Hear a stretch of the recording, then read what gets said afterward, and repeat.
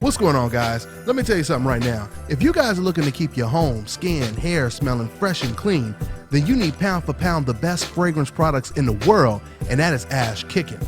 I'm talking about everything you need to create a comfortable home living environment and create a comfortable space for entertaining. You need Ash Kickin'. Pound for pound the best incense burners in the world, home fragrance products, and health and beauty products. Go to ashkickin.com.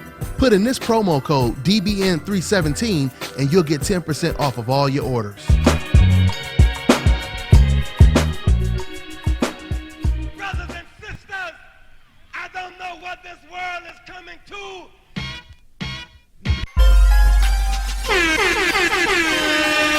Hey yo, check this out. This is Flavor Flav, and if you want the whole truth and nothing but the whole truth, so help the whole truth. Hey yo, you better listen to Dante, baby. Dante!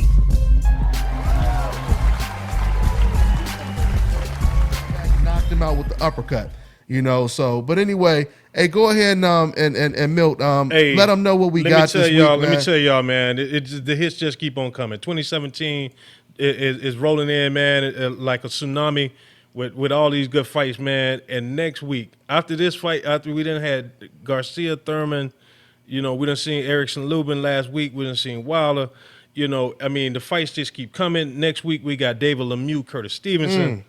Nice. Stevens. It's a we good got fight, man. Gamboa, Alvarado, Rene Alvarado. I didn't even know about the Gamboa one until you told me about that. Yeah. That's a damn shame. Let me tell you, that was one fight that got canceled for next week. That if it had, we would have had a chance to see Gary Russell Jr.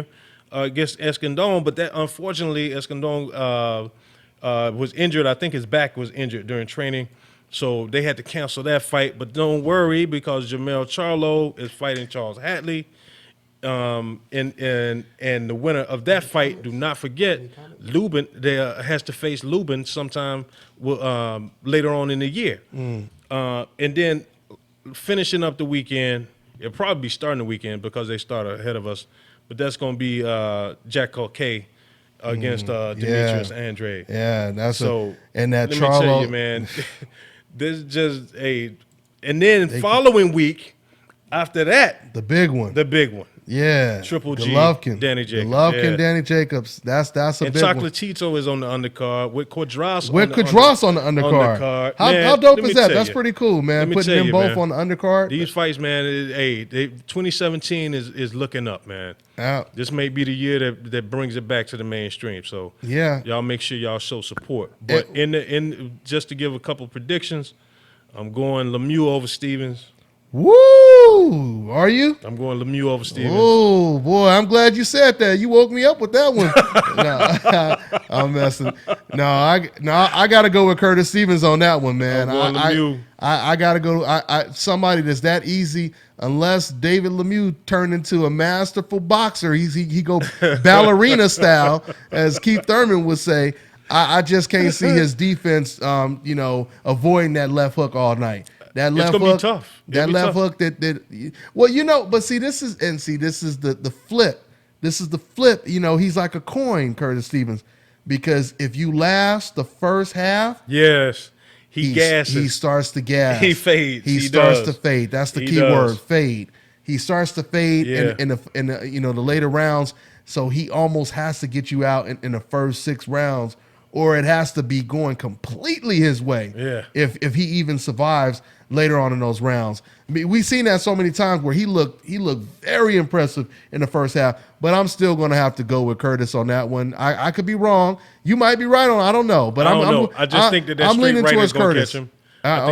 You think the straight right is going to catch him? I think straight right is going to catch him. Maybe around, I'm saying maybe 8 or 9. So it's Lemieux's right versus Curtis Stevens' left hook. Yeah, that's what it's going to be. That's what it's going to be. And then I'm going Charlo over Hatley. Oh yeah, I'm going Charlo over Hatley. A lot of people don't know too much about Hatley.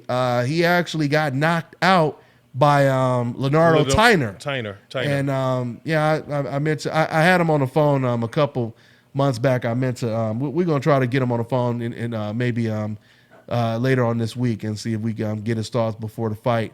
But Yeah, I mean, he's a good fighter, though. It's just good to obviously note that he does have a knockout loss. He's a good fighter. And the funny thing, Milt, about this guy, man, is every time Charlo fought, there was always this big, like, brawl, almost commotion after the fight. And we like, what the hell going on? And you know why? It was because this dude, Charles Hadley. This dude Hadley, he show up and jump in the ring. Yeah. He did this in like the last two of the Charlo's fights. I know. I was at the one when Charlo beat John Jackson. You were telling me about and it. There was a guy at the fight. This man looked straight like Floyd Mayweather. He looked like Floyd Mayweather. He had the big glasses, same size, bald head. Everybody thought it was Floyd Mayweather. Everybody thought it was Floyd. It was Charles Hadley. And then next thing you know, he was sitting there all calm and everything. After the fight, all of a sudden we see commotion and like, what's going on? Charles Hadley had jumped in the ring. So, hey, Charles, you getting what you wanted now. Hey, man. You getting what you wanted this weekend. Hey, man. Let's see what happened. But we're going to go to DJ Star real quick. She's been checking out the comments in the comment section. So what we got, DJ Star? Hey, Dante. We have a Mac D. He wanted to know, what do you think about Crawford? Do you think he would beat Maidana? Oh, Maidana? Did they really ask that question? Yes. I mean, that's a fantasy. You know, you're teasing us with these fantasy fights, man, because that would be a great fight. But no doubt about it. Terrence Crawford, he would destroy Maidana, man. I don't know about destroy. But I think he beats him, though. Maidana coming in 20 pounds overweight.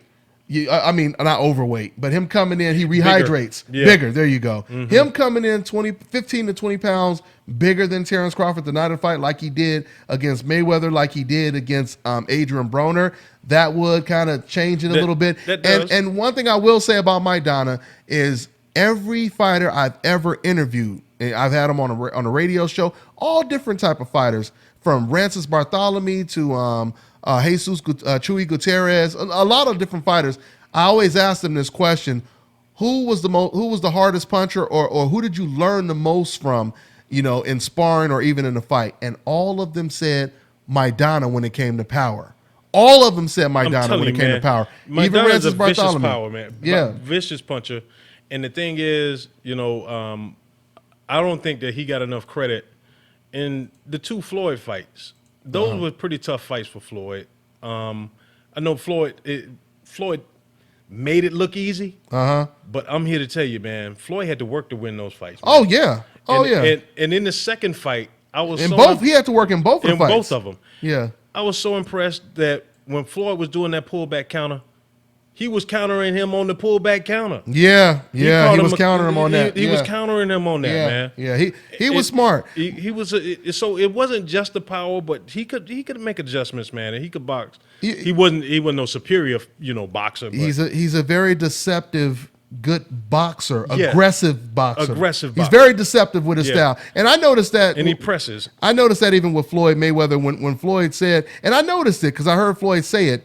He said when you think, all of a sudden he'll throw a wild ass right hand, and when you think he's gonna throw another wild ass right hand, he throws a perfect jab. Yeah. So it's like you get these wild shots, and then you get a perfect shot. Then he sets you up with traps, because the way he hurt Floyd, that was a trap. He set Floyd up. That was a trap. I think he threw a jab, and Floyd tried to counter it. And then Maidana's right hand got there before Floyd's counter got there. So, like you said, he countered the counter, basically. He countered the counter. So, yeah, man. But let's try to take another call, man. Let's see what we got over here. We have, where are we at here? Okay, we got 317. What's going on, man? Hey, yo, what's going on, Dante? What's up, Milt? Hey, what's good?